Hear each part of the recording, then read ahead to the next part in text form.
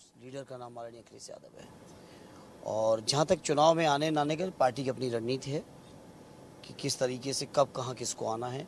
और मैं कह सकता हूँ ये पूरा का पूरा चुनाव आदरणीय राष्ट्रीय अध्यक्ष जी की देख रेख में, निगरानी में पूरी चुनाव चल रहा है। उनका खुद का क्षेत्र है और चूँकि नेता प्रतिपक्ष के तौर पे रहते हुए लोकसभा में सांसद नहीं रह सकते थे, इसलिए उन्हें इस्तीफा देना पड़ा। लेकिन आजमगढ़ उनका घर है, इसलिए आजमगढ़ पे उनकी पूरी नज़र है और वो जब जैसा समझेंगे आजमगढ़ आएंगे। किसी की न अनुमति की ज़रूरत है, न किसी को कुछ कहने की आवश्यकता है। बीजेपी ने सिने स्टार उतारा है और बीजेपी के बड़े दिग्गज नेता यहाँ पर प्रचार कर रहे हैं। उनका कहना है कि अगर आजमगढ़ ने मौका दिया तो 1.5 साल का समय बचा है लोकसभा जीतने के बाद, वो 15 साल का विकास कार्य करेंगे। समाज सपा ने कुछ नहीं किया यहाँ के लिए। आजमगढ़ में जो कुछ हुआ वो सपा का देन है।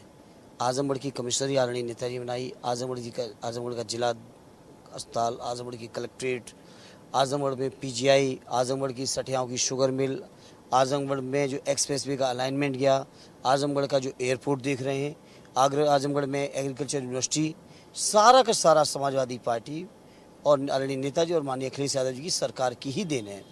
अब बीजेपी के लोग ये बताएं कि केंद्र की 8 साल की सरकार में उन्होंने क्या किया, 5 साल की योगी जी की सरकार में उन्होंने क्या करके दिया आजमगढ़ के लोगों को, फिर वो सवाल करें।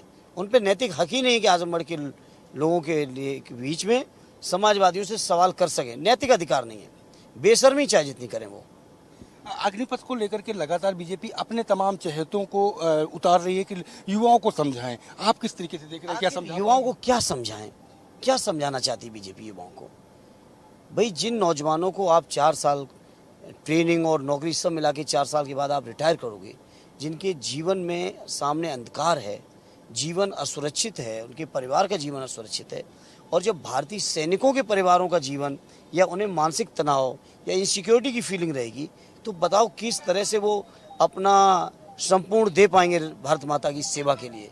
और फिर बीजेपी ने फार्मूला दे दिया है कि जो लोग रिटायर हों बीजेपी ऑफिस की सुरक्षा करें आके। तो कितनी चाहिए बीजेपी ऑफिस की सुरक्षा के लिए?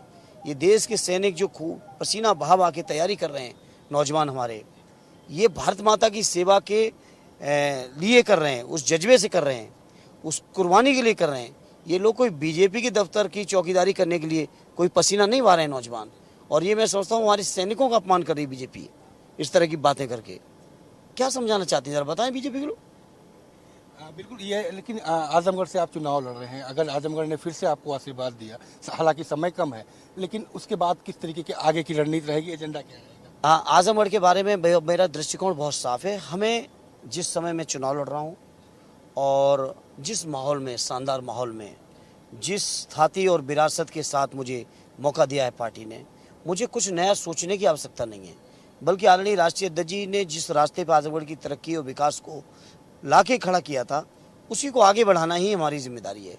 और उतना ही हम बढ़ा पाएंगे तो भी मैं अपने आप को धन्य महसूस करूंगा, क्योंकि राष्ट्रीय अध्यक्ष जी का जो विज़न रहा है, जो सोच रही है, मैं समझता हूँ देश के शायद किसी नेता के पास ऐसा विज़न नहीं होगा जो उन्होंने रहा है। और आजमगढ़ के लिए ही, न केवल आजमगढ़ बल्कि पूरे उत्तर प्रदेश के लिए और आने वाले समय में देश के लिए भी उनका विज़न बड़ा साफ है तरक्की और विकास को लेकर। एक अंतिम सवाल मेरा, आजमगढ़ सपा का गढ़ कहा जाता है और यहाँ MY का फैक्टर बहुत मजबूत है। उस MY को फैक्टर को तोड़ने के लिए बीजेपी ने Y किया है और BSP ने M किया है। कितना फैक्टर टूटेगा इसको? ये कोई पहली घटना नहीं है, ये हमारे साथ तो संयोग से कई चुनाव में हुआ।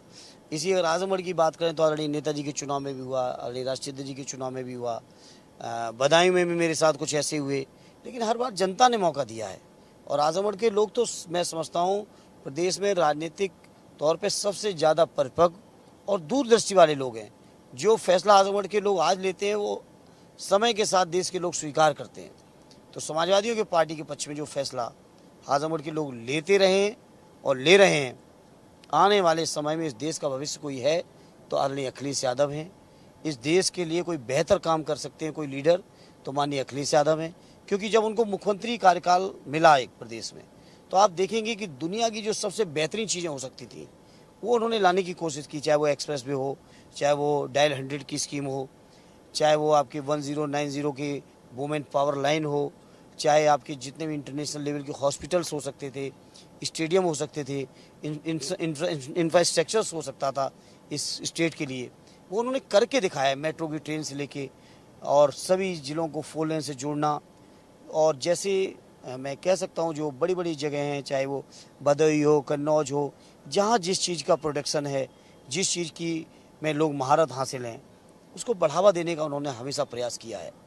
तो मैं उम्मीद करता हूँ कि आने वाले समय में इस देश में लोग माननीय अखिलेश यादव जी को मौका देंगे और इसकी आजमगढ़ के लोगों ने पहले भी दे रखा था, फिर से दोहरा देंगे। एक अंतिम सवाल मेरा यही है कि जिस तरीके से समाजवादी पार्टी पहले भी विधानसभा के चुनाव में परिणाम प्रभावित करने का आरोप लगती रही है, इस बार कितना तैयार है, उसको लेकर के क्या तैयारियां हैं?